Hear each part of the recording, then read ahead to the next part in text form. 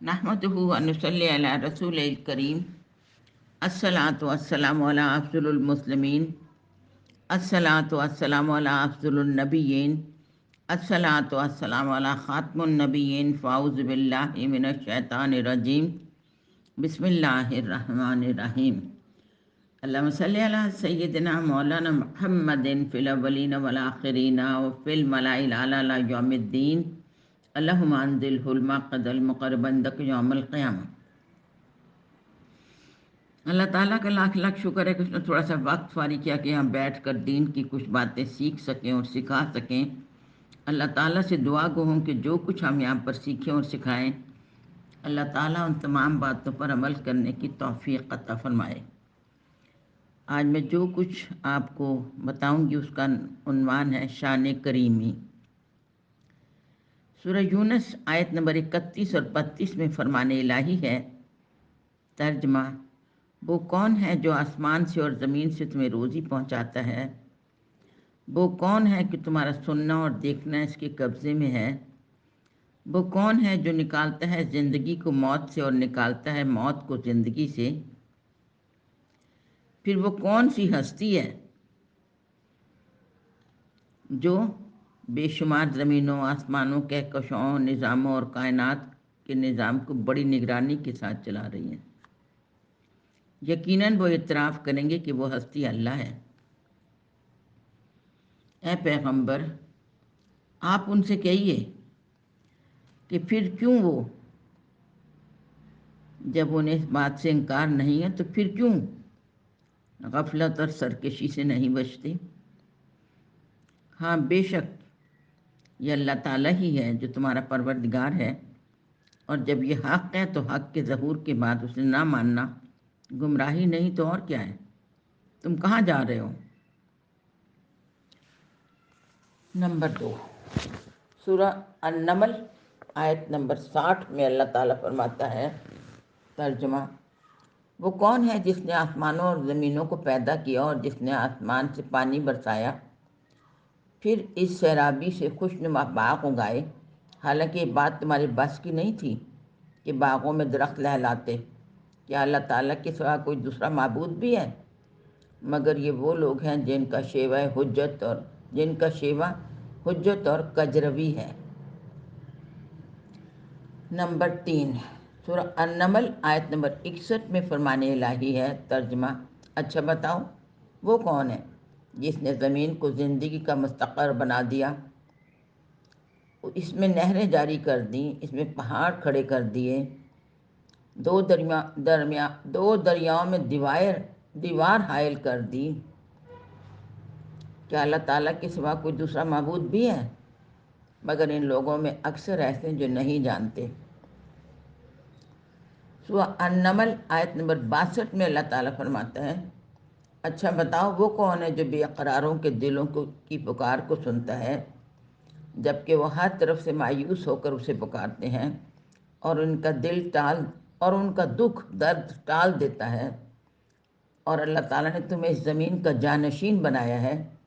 क्या अल्लाह ताला के सिवा कोई दूसरा भी माबूद है? बहुत कम ऐसा होता है कि तुम नसीहत पकड़ते हो। नंबर 5, सूरह नमल आयत नंबर 63 में अल्लाह ताला फरमाता है, अच्छा बताओ वो कौन है जो सहराओं और समुद्रों की तारीकियों में तुम्हारी रहनुमाई करता है, और वो कौन है जो बाराने रहमत से पहले खुशखबरी देने वाली हवाएं चलाता है? क्या अल्लाह ताला के सिवा दूसरा कोई माबूद भी है? अल्लाह ताला की ज़ात इस शिर्क से पाक और मुनज़्ज़ह है कि जो ये लोग इस माबूदियत में शरीक ठहराते हैं।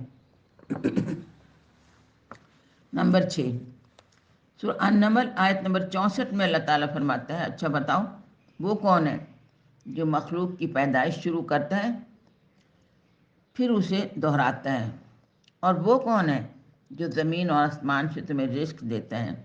क्या अल्लाह ताला के सिवा कोई दूसरा माबूद भी है? ऐ पैगंबर, कह दीजिए कि अगर तुम सच्चे हो तो दलील पेश करो। नंबर 7, सूरह अन-नहल आयत नंबर 11, तर्जमा, इंसान अपनी ग़ज़ा पर नज़र डाले, हम पहले ज़मीन पर पानी बरसाते हैं, پھر زمین کی سطح شق کر دیتے ہیں، پھر اس سے طرح طرح کی چیزیں پیدا کرتے ہیں، اناج کے دانے، انگور کی بیلیں، کھجور کے خوشے، سبزی، ترکاری، زیتون اور درختوں کے جھنڈ، قسم قسم کے میوے، طرح طرح کا چارہ تمہارے فائدے کے لیے اور تمہارے جانوروں کے لیے۔ نمبر 8 سورہ النحل، سورہ النحل آیت نمبر 65-69 میں فرمان الہی ہے۔ ترجمہ: دیکھو چوپایوں میں تمہارے لیے غور کرنے اور نتیجہ نکالنے کی کتنی عبرت ہے۔ ہم ان کے جسم میں خون اور کثافت سے دودھ پیدا کرتے ہیں جو پینے والوں کے لیے بہترین مشروب ہے۔ کھجور، انگور، جس سے سرور یعنی فرد بخش اور اچھی غذا دونوں طرح کی چیزیں حاصل ہوتی ہیں، بلا شبہ اس بات میں باشعور لوگوں کے لیے بڑی نشانی ہے۔ اور تمہارے پروردگار نے شہد کی مکھی کی طبیعت میں یہ بات ڈال دی ہے کہ پہاڑوں میں، درختوں میں اور ان کی ٹہنیوں میں جو اس غرض سے بلند کی جاتی ہیں اپنے لیے گھر بنائیں، پھر ہر طرح کے پھلوں سے رس چوسیں، پھر اپنے پروردگار کے ٹھہرائے ہوئے طریقے سے کامل فرمانبرداری کے ساتھ گامزن ہوں۔ اس کے جسم سے مختلف رنگوں کا رس نکلتا ہے جس میں انسان کے لیے شفا ہے۔ بلا شبہ اس میں تم لوگوں کے لیے بڑی نشانیاں ہیں، ان لوگوں کے لیے جو غور و فکر کرتے ہیں۔ نمبر 9 سورہ واقعہ آیت نمبر 63 اور 73 میں اللہ تعالیٰ فرماتا ہے، کیا تم نے اس بات پر، آیت نمبر 63 سے 73، اللہ تعالیٰ فرماتا ہے، کیا تم نے اس بات پر غور کیا کہ جو تم کاشتکاری کرتے ہو اس کو تم اگاتے ہو یا ہم اگاتے ہیں؟ اگر ہم چاہیں تو اسے چورا چورا کر دیں اور تم صرف یہ کہنے کے لیے رہ جاؤ کہ ہمیں تو نقصان کا صرف تاوان ہی نہیں دینا پڑے گا، بلکہ ہم تو اپنی محنت کے سارے فائدوں سے محروم ہو گئے۔ یہ بات بھی تمہارے سامنے ہے کہ جو پانی تم پیتے ہو اسے کون برساتا ہے؟ تم برساتے ہو یا ہم برساتے ہیں؟ اگر ہم چاہیں تو اسے کڑوا کر دیں۔ کیا اس نعمت کے لیے ضروری نہیں کہ تم اللہ تعالیٰ کا شکر ادا کرو؟ یہ بات بھی تمہارے سامنے ہے کہ جو آگ تم سلگاتے ہو اس کے لیے لکڑی تم نے پیدا کی ہے یا ہم پیدا کرتے ہیں اور اسے یعنی آگ کو مسافر کے لیے فائدہ بخش بنا دیا۔ نمبر 10 سورہ النجم آیت نمبر 19-22 ترجمہ: پس کیا دیکھا تم نے لات کو، عزا کو اور منات کو؟ یہ تینوں بتوں کے نام ہیں، لات، عزا اور منات۔ کیا دیکھا تم نے لات کو اور عزا کو اور منات کو؟ کیا تمہارے لیے نر ہے اور اس کے لیے مادہ؟ اس لیے اپنے لیے تو بیٹے پسند کرتے ہو اور فرشتوں کو اللہ کی بیٹیاں کہتے ہو۔ یہ کیسی بانٹ ہے؟ یہ سارے نام تم نے اور تمہارے آباء اجداد نے رکھ لیے ہیں اور اللہ نے ان کے لیے کوئی سند نہیں اتاری، مگر یہ اپنے گمان کی پیروی کرتے ہیں۔ سورہ واقعہ نمبر 11 ہے۔ سورہ واقعہ آیت نمبر 58-61 ترجمہ: کیا تم نے اس بات پر غور کیا؟ بھلا دیکھا تم نے جو پانی تم ٹپکاتے ہو، کبھی خیال کیا کہ اس کو تم پیدا کرتے ہو یا ہم پیدا کرتے ہیں؟ اور ہم نے تمہارے لیے موت کو مقرر کر دیا ہے اور ہم اس سے عاجز نہیں ہیں کہ تمہیں یہاں سے کہیں اور لے جائیں اور پھر تمہاری جگہ کوئی اور مخلوق جو تم ہی جیسی ہو یہاں لا بسائیں۔ نمبر 12 سورہ طلاق آیت نمبر 12 میں اللہ تعالیٰ فرماتا ہے، اللہ وہ ہے جس نے 7 آسمان اور 7 زمینیں بنائیں اور ان کے درمیان اللہ تعالیٰ کے احکام نازل ہوتے رہتے ہیں اور سب کا انتظام باقاعدگی سے ہوتا رہتا ہے۔ یہ اس لیے کہ تم جان لو کہ اللہ ہر چیز کر سکتا ہے اور اللہ کے علم میں ہر چیز ہے۔ نمبر 13 سورہ النبا آیت نمبر 6-16 اللہ تعالیٰ فرماتا ہے ترجمہ، کیا ہم نے زمین کو بچھونا اور پہاڑ کو میخیں نہیں بنایا؟ اور تم کو ہم نے جوڑا جوڑا بنایا؟ اور کیا ہم نے تمہاری نیند کو تمہاری تھکاوٹ دور کرنے کا طریقہ نہیں بنایا؟ اور بنایا ہم نے رات کو اوڑھنا یعنی آرام کرنا، اور دن کو کمانے کا وقت، اور تمہارے اوپر 7 سخت آسمان بنائے یعنی چھت بنائی، پھر سورج کو روشنی اور گرمی کے لیے پیدا کیا، اور پھر ہم نے تمہارے لیے سورج کو روشنی اور گرمی کے لیے پیدا کیا، اور پھر پانی بھرے بادلوں سے پانی کا ریلا اتارا تاکہ ہم اس سے اناج اور سبزہ پیدا کریں اور باغ سرسبز ہو جائیں پتوں میں لپٹے ہوئے۔ یہ سب کچھ تمہارے لیے کیا ہے۔ اگر ہم غور کریں تو ایک دانہ گندم سے انسانی غذا کے لیے 920 دانے پیدا ہوتے ہیں، یعنی اگر زمین میں ہم 1 من یا 1.25 من بیج بوئیں تو انسانی غذا کے لیے 40 سے 50 من گندم پیدا ہوتی ہے۔ تو یہ سب کچھ کرنے والا کون ہے؟ جو ایک ماں کی طرح ہماری ہر ضرورت کا خیال رکھتا ہے۔ اس نے ہمارے لیے دنیا میں ہر طرح کی سہولت اور ہر طرح کا رزق فراہم کیا ہے۔ اس نے اونٹ، گائے، بھیڑ، بکری، مرغی، بٹیر کا گوشت ہم پر حلال کیا، ان میں سے جو ہمیں بھائے ہم استعمال کریں۔ اس نے تمام جانوروں پر ہمیں قدرت دے دی ہے، کچھ کو ہم کھاتے ہیں اور کچھ پر ہم سواری کرتے ہیں۔ اس نے زمین سے طرح طرح کا رزق نکالا اور پھر طرح طرح کے پھل پیدا کیے۔ زمین میں جس قدر رزق اور پھل ہیں ہم ان کی گنتی نہیں کر سکتے۔ قرآن پاک اللہ تعالیٰ کا کلام ہے، کلام الہی۔ قرآن پاک مخلوق نہیں ہے، قرآن پاک خالق کا کلام ہے، خالق کے اندر سے یعنی خالق کے باطن سے نکل کے آنے والی چیز ہے۔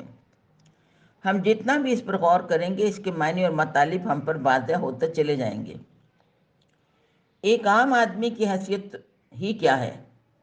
مفسرین اور مجتہدین نے مل کر اس پہ غور و غوص کر کے اس کے ترجمے اور تفاسیر لکھی ہیں، لیکن کوئی مجتہد یا کوئی مفسر یہ نہیں کہہ سکتا کہ مجھے قرآن پاک کے مطالب پر مکمل آگاہی نصیب ہو گئی ہے،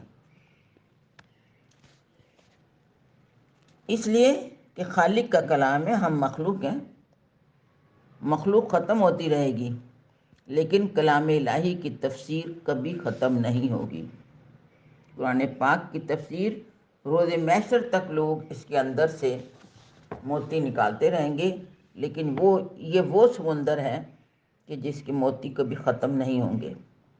ہمارا سب سے بڑا المیہ یہ ہے کہ ہم میں سے 99% لوگ بائی چانس مسلمان ہیں۔ ہمیں تو یہ بھی معلوم نہیں ہوتا کہ ہمیں کلمہ کس نے پڑھایا تھا یا یاد کروایا تھا، ماں نے، باپ نے، دادا دادی میں سے کسی نے۔ اور تعجب کی بات ہے کہ ہم اپنے اس مسلمان ہونے پر فخر کرتے ہیں، جبکہ اس مسلمانی میں ہمارا کوئی حصہ ہی نہیں ہے۔ اللہ تعالیٰ نے ہمیں مسلمان کے گھر پیدا کر دیا اور مسلمان ہو گئے ہم نے کلمے کا اقرار کر لیا، لا الہ الا اللہ محمد رسول اللہ۔ یہ اقرار بچپن ہی میں ہم نے کر لیا۔ یہ اقرار باللسانی ہے، یعنی زبان سے اقرار، جس کے ساتھ ہی نماز، روزہ، زکوٰۃ، ذکر وغیرہ ہم پر لازم ہو گیا، گویا ہم اسلام لے آئے۔ لیکن ہمیں معلوم ہونا چاہیے کہ ہم نے ایک بہت بڑا اقرار کیا ہے، لا الہ الا اللہ محمد رسول اللہ، نہیں کوئی معبود مگر اللہ، اور محمد صلی اللہ علیہ وآلہ وسلم اللہ کے رسول ہیں۔ اب اس اقرار کے بعد ہمیں یہ دیکھنا ہے کہ جس ہستی کو ہم نے اپنا معبود کہا ہے وہ ہم سے کیا چاہتا ہے، کیا کرنے کو کہتا ہے، کون سی چیزیں پسند کرتا ہے، کن چیزوں کو ناپسند کرتا ہے، اور اس نے ہمارے لیے کیا احکام دیے ہیں، کیا حلال اور کیا حرام کہا ہے، کیا حلال کیا ہے اور کیا حرام کیا ہے۔ یہ تمام چیزیں کہاں سے معلوم ہوں گی؟ اس محبوب کی کتاب سے یعنی قرآن پاک سے۔ تو کلمہ لا الہ الا اللہ کا زبانی اقرار تو کر لیا، لیکن تصدیق بالقلب اس وقت تک نہیں ہوگا جب تک ہم پورے قرآن پاک کو کم از کم 1 مرتبہ ترجمے سے نہ پڑھ لیں۔ یہ تذکر بالقرآن میں آئے گا۔ یعنی اللہ تعالیٰ نے اپنی مخلوق میں سے ہر ایک کو اتنا شعور دیا ہے کہ ایک مرتبہ بھی اگر وہ سرسری طور پر قرآن پاک کو پڑھے گا تو اس کا وہ مطلب اس کے سمجھ میں آ جائے گا جو اس کے لیے عمل کرنے کے لیے آسانی پیدا کر دے گا۔ پوری سورۃ مبارکہ کا ایک مرتبہ مطالعہ نہ کر لیں، اب ہمیں ایک مرتبہ کم از کم قرآن پاک کو ترجمے سے پڑھ لینا ہے اور ایک مرتبہ سیرت مبارکہ کا، نبی کریم صلی اللہ علیہ وسلم کی سیرت کا مطالعہ کر لینا ہے۔ اس کا مطلب کوئی یہ نہ نکال لے کہ پورے علوم کا جامع ہونا ضروری ہے۔ ہم نے لفظ استعمال کیا کم از کم ایک مرتبہ مطالعہ، جس سے مجھے بالا تمام سوالات کے آسان ترین جواب ہمارے سامنے آ جائیں گے۔ دین کا اتنا علم حاصل کرنا فرض عین ہے۔ فرض عین وہ فرض ہے جو ہر مسلمان پر لازم ہے۔ فرض عین پورا علم حاصل کرنا فرض کفایہ ہے۔ فرض کفایہ امت میں سے کچھ لوگ ادا کر دیں تو باقی سب کی طرف سے ادا ہو جاتا ہے۔ فرض عین کیا ہے؟ تذکر، قرآن پاک کا تذکر، یعنی کم از کم ایک مرتبہ ترجمے سے اس کو پڑھ لینا، سرسری ترجمے کے ساتھ۔ نماز، روزہ، حج، زکوٰۃ، یہ سب فرض عین ہیں، ہر مسلمان پر فرض ہیں۔ اور فرض کفایہ کیا ہے؟ جو امت میں سے کچھ لوگ بھی ادا کر دیں تو ہم سب کی طرف سے بھی ادا ہو جائے گا۔ وہ کون سے فرض ہیں؟ علماء کا وجود فرض کفایہ ہے، یعنی مکمل دین کا علم حاصل کرنا فرض کفایہ ہے۔ نماز جنازہ فرض کفایہ ہے، اعتکاف فرض کفایہ ہے۔ جی کچھ لوگ ادا کر دیں تو سب کی طرف سے ادا ہو جائے گا، لیکن اگر کچھ بھی نہیں کریں گے، کوئی ایک بھی نہیں کرے گا تو تمام مسلمان گناہ گار ہوں گے۔ نبی کریم صلی اللہ علیہ وسلم کے دور میں منافقین بھی نبی کریم صلی اللہ علیہ وآلہ وسلم کے سامنے کلمہ پڑھتے تھے، نماز روزہ کرتے تھے اور کہتے تھے اے محمد صلی اللہ علیہ وسلم ہم ایمان لے آئے ہیں۔ لیکن اللہ تعالیٰ نے ان کے بارے میں فرمایا، سورہ الحجرات آیت نمبر 14، ترجمہ: اے محمد صلی اللہ علیہ وآلہ وسلم یہ کہتے ہیں کہ ہم ایمان لے آئے، ان سے کوئی ایمان نہیں لائے، یہ صرف اسلام لائے ہیں۔ ایمان تو ابھی ان کے دلوں میں اترا ہی نہیں ہے۔ اب اس کا مطلب یہ ہوا کہ اسلام زبان سے اقرار اور ایمان دل سے یقین کا نام ہے۔ اسلام زبان سے اقرار اور ایمان دل سے یقین کا نام ہے۔ جو لوگ قرآن پاک کو ترجمے سے پڑھتے ہیں ان کو جلدی علم ہو جاتا ہے کہ جو ہستی قرآن پاک میں یہ کہہ رہی ہے وہ کون ہے، جس نے ایسا کیا اور جس نے ایسا کیا، کہ وہ خود ہی بتا بھی رہی ہے کہ وہ کون ہے۔ سورہ لقمان آیت نمبر 10، ترجمہ: اور وہی تو ہے جس نے آسمان سے پانی اتارا جس کے ذریعے ہر قسم کے اعلیٰ جوڑے پیدا کیے۔ سورہ آل اعراف آیت نمبر 189، ترجمہ: وہی تو ہے جس نے تخلیق کیا تمہیں نفس واحد سے، پھر اسی سے اس کا جوڑا بنایا۔ سورہ یاسین آیت نمبر 36، ترجمہ: پاک ہے وہ ذات جس نے تخلیق کیا جوڑوں کی صورت میں ان چیزوں میں جنہیں زمین اگاتی ہے اور خود ان کے نفسوں میں اور ان چیزوں میں جن کا وہ علم نہیں رکھتے۔ سورہ روم آیت نمبر 21، ترجمہ: اور ان نشانیوں میں ایک نشانی یہ ہے کہ تمہارے لیے تمہاری جنس سے جوڑے بنائے کہ آرام پاؤ، اور تمہارے درمیان محبت اور رحمت پیدا کی۔ اس میں نشانیاں ہیں ان لوگوں کے لیے جو تفکر کرتے ہیں۔ سورہ انعام آیت نمبر 2، ترجمہ: وہی تو ہے جس نے تم کو مٹی سے پیدا کیا، پھر مرنے کا ایک وقت مقرر کیا۔ پھر مرنے کا یعنی وہی تو ہے جس نے تمہیں مٹی سے پیدا کیا، پھر ایک وقت مقرر کیا یعنی مرنے کا، اور ہر کسی کی موت اس کے ہاں مقرر ہے، پھر بھی تم شک کرتے ہو۔ سورہ کہف آیت نمبر 49، ترجمہ: کوئی چھوٹی سی چھوٹی اور بڑی سی بڑی بات ایسی نہیں ہے کہ قرآن پاک میں نے جس کی وضاحت نہ کر دی ہو۔ اللہ تعالیٰ نے سورہ فاتحہ آیت نمبر 1 میں فرمایا، ترجمہ: تمام تعریفیں اللہ ہی کے لیے ہیں جو تمام عالمین کا رب ہے۔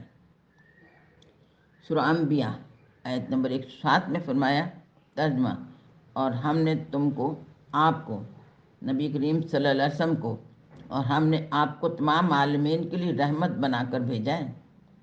تو اس کا مطلب یہ ہوا اللہ تعالیٰ بحیثیت خالق کے رب العالمین ہے، اور نبی کریم صلی اللہ علیہ وسلم رحمت للعالمین۔ اللہ تعالیٰ رب العالمین ہے۔ اب رب العالمین کو دیکھیے، یعنی ہماری دنیا کی طرح کروڑوں دنیایں ہیں، اور ان میں بسنے والی مخلوق جن، انس، حیوانات، نباتات، جمادیات کے لیے اللہ تعالیٰ رزق اتارتا ہے۔ رزق یہاں پر رزق سے مراد خالی روٹی نہیں ہے، بلکہ رزق سے مراد بچپن، جوانی اور بڑھاپے کے تقاضوں کے مطابق وسائل کا اتارنا ہے۔ یعنی اللہ تعالیٰ ہر مخلوق کی مختلف طبیعتوں اور تمام تر ضروریات کے مطابق وسائل پیدا کرتا ہے۔ اللہ تعالیٰ بحیثیت ذات ان تمام اوصاف سے ماورا ہے جو مخلوق میں پائی جاتی ہیں۔ اللہ تعالیٰ یکتا ہے، جبکہ مخلوق یکتا نہیں ہے۔ یکتا کا مطلب بے مثال، اللہ تعالیٰ جیسا کوئی نہیں، جبکہ مخلوق بے مثال نہیں ہے۔ اللہ تعالیٰ کو کسی کی ضرورت نہیں ہے، وہ محتاج نہیں ہے، ٹھیک ہے، جبکہ مخلوق محتاج ہے۔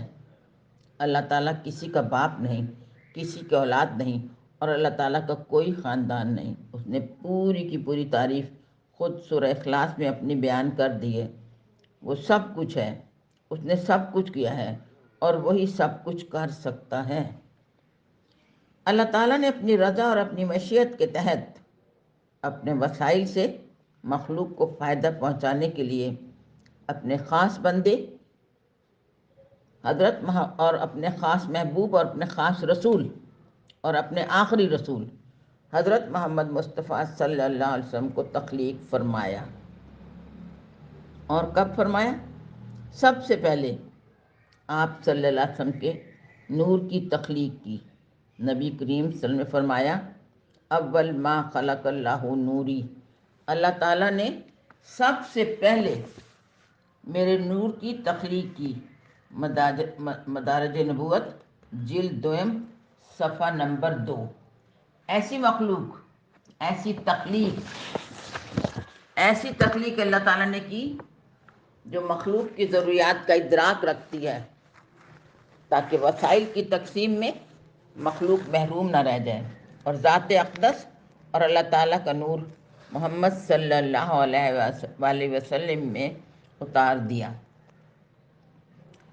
سورہ جمعہ آیت نمبر 2 میں اللہ تعالیٰ فرماتا ہے، ترجمہ وہی تو ہے جس نے ناخواندہ لوگوں میں انہی میں سے ایک پیغمبر بھیجا جو ان کو اللہ تعالیٰ کی آیات کھول کھول کر بتاتا ہے۔ نمبر 2، ان کا تزکیہ کرتا ہے۔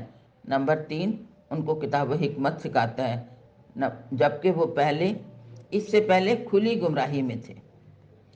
سورہ مائدہ آیت نمبر 15 میں اللہ تعالیٰ فرماتا ہے، ترجمہ اللہ تعالیٰ کی طرف سے ایک نور اور ایک روشن کتاب تمہاری طرف آ چکی ہے۔ سورہ عنکبوت آیت نمبر 69 میں فرمان الہی ہے، ترجمہ جو کوئی بھی اس کی راہ میں کوشش کرے گا اللہ تعالیٰ ضرور اس کو سیدھا راستہ دکھا دے گا۔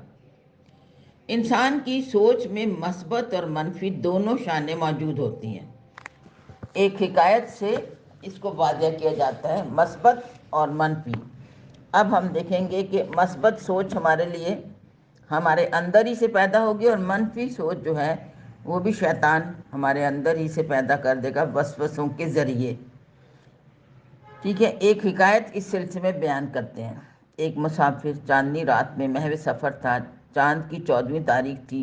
مسافر نے چاند کو مخاطب کرتے ہوئے کہا، اے چاند، تم کتنے عظیم ہو اور کتنے مہربان ہو، تمہاری روشنی سے رات کی تاریکیاں اجالوں میں بدل گئیں، تمہارا وجود انسان پر ایک عظیم احسان ہے، تمہاری روشنی سے میرا یہ سفر کتنا آسان اور کتنا دل فریب ہو گیا ہے۔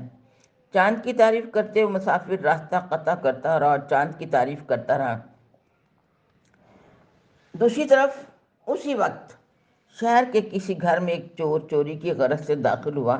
چاند کی روشنی میں اسے اپنے پکڑے جانے کا خوف لاحق ہوا تو وہ اسی گھر کے کونے میں دبک گیا اور لگا چاند کو کوسنے۔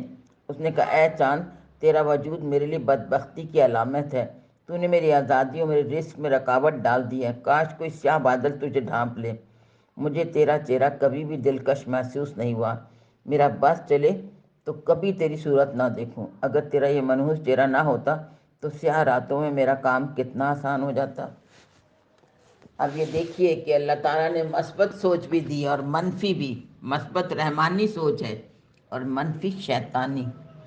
قرآن پاک میں بتاتا ہے کہ رزق حلال انسان کو سکون اور راحت پہنچاتا ہے، جبکہ رزق حرام انسان کے سکون اور راحت کے لیے ایک بہت بڑی دیوار ہے جو انسان کو سکون کے اندر داخل نہیں ہونے دیتی۔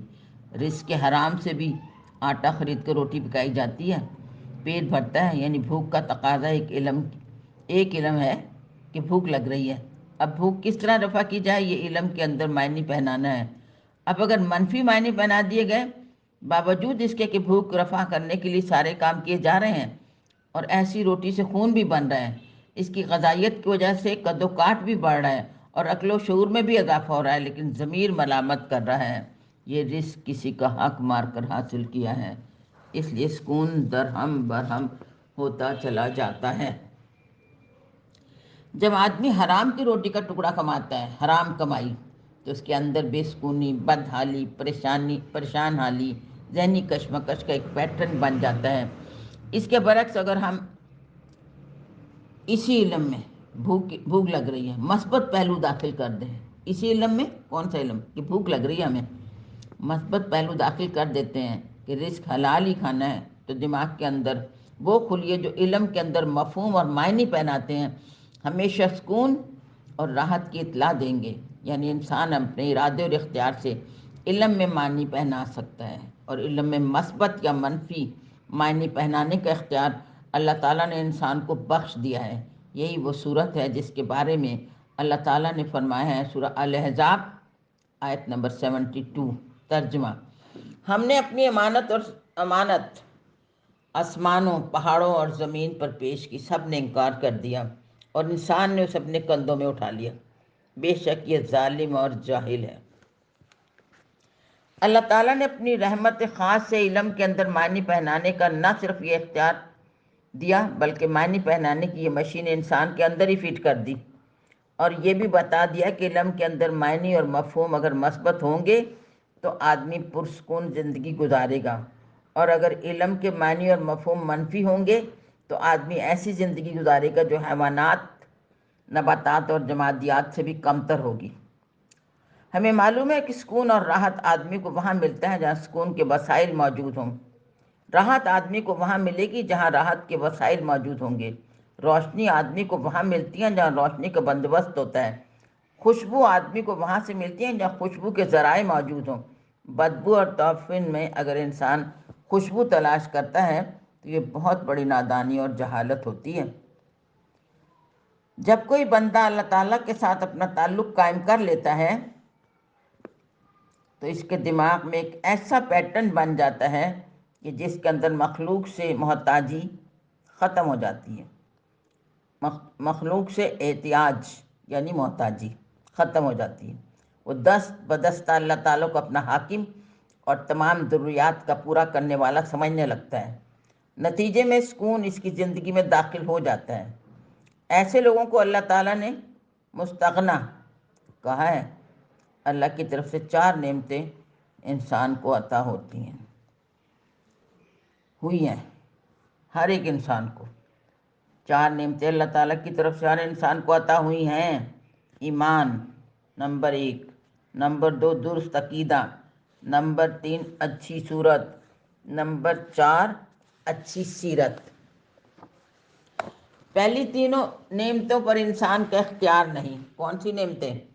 ایمان، درست عقیدہ اور اچھی صورت، ان پر انسان کو اختیار نہیں۔ اچھی سیرت انسان کے اختیار میں ہے۔ اللہ تعالیٰ نے جب انسان کو ایمان، درست عقیدہ اور اچھی صورت عطا کی تو اب انسان کو بھی چاہیے کہ وہ چوتھی نعمت کو حاصل کرنے میں کوتاہی نہ کرے۔ اللہ تعالیٰ کو حسن سیرت مطلوب ہے۔ کیا مطلوب ہے؟ اللہ تعالیٰ کو حسن سیرت مطلوب ہے۔ مرض دل کی دوا، مرض دل، امراض دل بلکہ کہنا چاہیے، امراض دل کی دوا کتاب اللہ قرآن پاک میں موجود ہے، بشرطے انسان تفکر اور تدبر کرے۔ ہمیں یہ نقطہ یاد رکھنا چاہیے کہ اللہ تعالیٰ نے حضرت عیسیٰ علیہ السلام کو فرمایا تھا، اے فرزند مریم، اے فرزند مریم، پہلے اپنے نفس کو نصیحت کر، اگر اس نے نصیحت قبول کر لی تو پھر لوگوں کو نصیحت کرنا، ورنہ شرمسار ہو جاؤ گے۔ اگر ہماری نظر ٹھیک ہو جائے تو سب کچھ حاصل ہو جاتا ہے۔ نظر کے معنی ہے کہ جس شے پر بھی نظر ڈالیں اس شے کے اندر بس اللہ ہی نظر آئے، موجودات میں اللہ تعالیٰ کے علاوہ کچھ ہے ہی نہیں۔ جو شخص اس درجے پر پہنچ جاتا ہے، ہدایت کی ابتدا سے ہدایت کی انتہا پر پہنچ جاتا ہے۔ جو لوگ اللہ تعالیٰ کی اطاعت اور فرمانبرداری، تحسین، آفرین اور ثواب کی نیت سے نہیں کرتے، ان کی نظر میں صرف اور صرف اللہ اور اللہ کی رضا ہی رہتی ہے، بارگاہ عزت تک ان کی رسائی ہو جاتی ہے۔ جو لوگ اللہ تعالیٰ کی اطاعت اور فرمانبرداری، تحسین، آفرین، ٹھیک ہے نا، یہ صرف خدمت خلق کے لیے کرتے ہیں، ان کی نگاہ میں یہ نہیں ہوتا کہ ہمیں اس سے ثواب ملے، ان کی نگاہ میں بس صرف اللہ کی رضا ہوتی ہے، ٹھیک ہے۔ وہ یہ نہیں سوچتے کہ ہم فلاں چیز سے ہمیں ثواب ملے، فلاں چیز سے ہمیں ثواب ملے، نہیں، بلکہ وہ سوچتے ہیں بس یہ جو کام ہم کر رہے ہیں، خدمت خلق یا جو کچھ بھی اللہ کی راہ میں ہم کر رہے ہیں، بس اللہ ہم سے راضی ہو جائے۔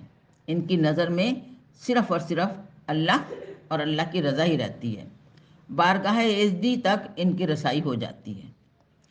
قوموں کے عروج و زوال، عذاب و ثواب میں یہ قانون کار فرما ہے کہ قومیں جب تک رب چاہی زندگی کے مطابق زندگی گزارتی ہیں، اپنے اور دوسروں کے حقوق کی پاسداری کرتی ہیں، قدرت ان کی مدد کرتی رہتی ہے۔ جب کوئی قوم اللہ تعالیٰ کے بنائے ہوئے قانون کی پاسداری نہیں کرتی تو گویا وہ قانون الہی سے انحراف کرتی ہے۔ قدرت سے انحراف کا مطلب یہ ہے کہ آدمی اتنا مغرور، اتنا خود سر، خود پسند ہو گیا ہے کہ وہ قدرت کا تعاون ہی نہیں چاہتا۔ آج کل یہی صورتحال ہو گئی ہے، خود غرضی عام ہو گئی ہے، بعضوں نے اللہ تعالیٰ کی آیات کو کاروبار بنا لیا ہے۔ ہمارے ملک میں یہ کاروبار ربیع الاول میں خوب چمکتا ہے، ہر آدمی صالح بن گیا ہے، کسی کو نہ تو اپنی اصلاح کی ضرورت ہے اور نہ ہی اپنی اصلاح کی فکر ہے، اور نہ ہی اپنی اصلاح اگر کوئی کرے تو کروانا پسند کرتا ہے۔ ہر آدمی چاہتا ہے کہ دوسروں کی اصلاح کرے۔ کھانے پینے کی اشیاء میں ملاوٹ کرنے سے ہمارا معاشرہ خطرناک بن گیا ہے، لوٹ مار کا بازار گرم ہے، کوئی جادو کے نام پر لوٹ رہا ہے اور کوئی جادو کے نام پر لٹ رہا ہے۔ زندگی ٹوٹ رہی ہے، انسانیت کر رہی ہے، غریب ہے وہ پستا ہی چلا جا رہا ہے۔ اللہ تعالیٰ کے نظام میں نہ کہیں اتفاق ہے، نہ کہیں احاطہ، نہ کوئی مجبوری۔ جب کسی بندے کے اندر یہ بات یقین بن جائے کہ سب کچھ اللہ تعالیٰ کی طرف سے ہے تو خود بخود آدمی یہ سوچنے پر مجبور ہو جاتا ہے کہ کائنات کا حاکم اعلیٰ صرف اور صرف اللہ تعالیٰ کی ذات ہے۔ ایک بات ہمیں اچھی طرح نوٹ کر لینی چاہیے کہ ہر شے، چاہے وہ ریت کا ذرہ ہی کیوں نہ ہو، شعور رکھتی ہے۔ جب کوئی قوم قانون الہی سے انحراف کرتی ہے تو وہ دراصل وہ قدرت کے کاموں میں دخل اندازی کرتی ہے، پھر قدرت اس کو اپنے سسٹم سے باہر پھینک دیتی ہے۔ انبیاء کی تعلیم سے اختلاف، تفرقہ بازی، دہشت گردی، رب چاہی زندگی سے انحراف، یہ سب قدرت سے انحراف ہے۔ جب قدرت ناراض ہو جاتی ہے تو اس کا نظام، اس کا کون سا نظام ہے؟ قوم کو چلانے کا منظم سسٹم، یہ نظام ہے اس کا۔ جب قدرت ناراض ہو جاتی ہے تو اس کا نظام ٹوٹ جاتا ہے، یعنی قوم کو چلانے کا منظم سسٹم جو ہوتا ہے وہ ٹوٹ جاتا ہے۔ اس نظام کو توڑنے کے لیے قدرت کیا طریقہ اختیار کرتی ہے؟ یہ قدرت کا اپنا انتخاب ہے، آندھی کے ذریعے، پانی کے طوفان کے ذریعے، زلزلے کے ذریعے، یا پھر چنگھاڑ کے ذریعے۔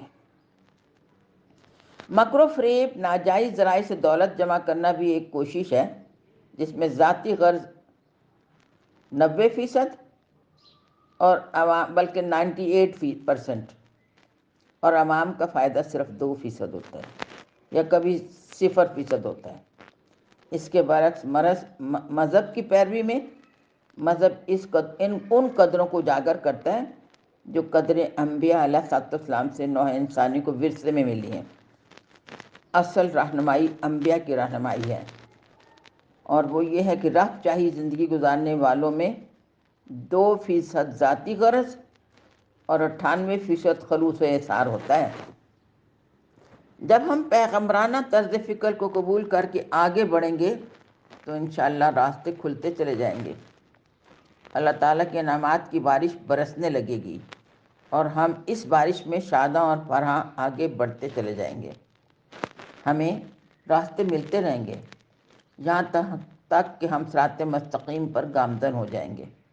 ہمارا فرض ہے کہ ہم پوری بنو انسان کے لیے بہتر سوچیں، ہر ایک کے فائدے کو مد نظر رکھیں، اللہ کی رضا کو مد نظر رکھیں، نبی کریم صلی اللہ علیہ وسلم کے اتباع کو پیش نظر رکھیں۔ نوجوان نسل کی ذمہ داری ہے کہ مخلوق میں اخلاق اور احسار کے جذبے کو فروغ دیں اور پیغمبرانہ تعلیمات پر عمل کریں اور پھر کروائیں۔ پیغمبرانہ تعلیمات کا نچوڑ یہ ہے کہ کائنات اللہ تعالیٰ کا ایک کنبہ ہے۔ اللہ تعالیٰ چاہتا ہے کہ کنبے کے تمام افراد مل جل کر خوشی خوشی رہیں۔ ہم اللہ تعالیٰ کی رضا اس صورت میں حاصل کر سکتے ہیں جب ہم ایک روحانی انسان بن جائیں۔ روحانی انسان وہ ہوتا ہے جو پیغمبرانہ طرز فکر اختیار کر لے۔ یہی طرز فکر ہمیں بتاتی ہے کہ انسان کتنا ہی بااختیار اور صاحب عمل کیوں نہ ہو جائے، وہ مشیت کا پابند ہے۔ زاویہ نظر میں اگر پیغمبرانہ طرز فکر ہے تو آدمی صراط مستقیم پر قائم رہتا ہے، اور اگر انسان کے اندر شیطانی طرز فکر ہے تو وہ وسوسوں میں گھیر لیا جاتا ہے، اور انسان جس قدر شک اور وسوسوں میں گرفتار ہوتا ہے اتنا ہی صراط مستقیم سے دور ہوتا چلا جاتا ہے۔ اللہ تعالیٰ نے قرآن پاک میں سورہ فاتحہ میں سب سے بڑی دعا انسان کے لیے تجویز کی ہے اور بتائی ہے، وہ ہے صراط مستقیم کا حصول۔ اللہ تعالیٰ ہمیں اس صراط مستقیم پر گامزن کر دے جس کے لیے اس نے قرآن پاک میں ہمیں تلقین فرمائی ہے۔ وآخر الدعوانا ان الحمد للہ رب العالمین، صلی اللہ تعالیٰ علی حبیبہ محمد وآلہ وسلم۔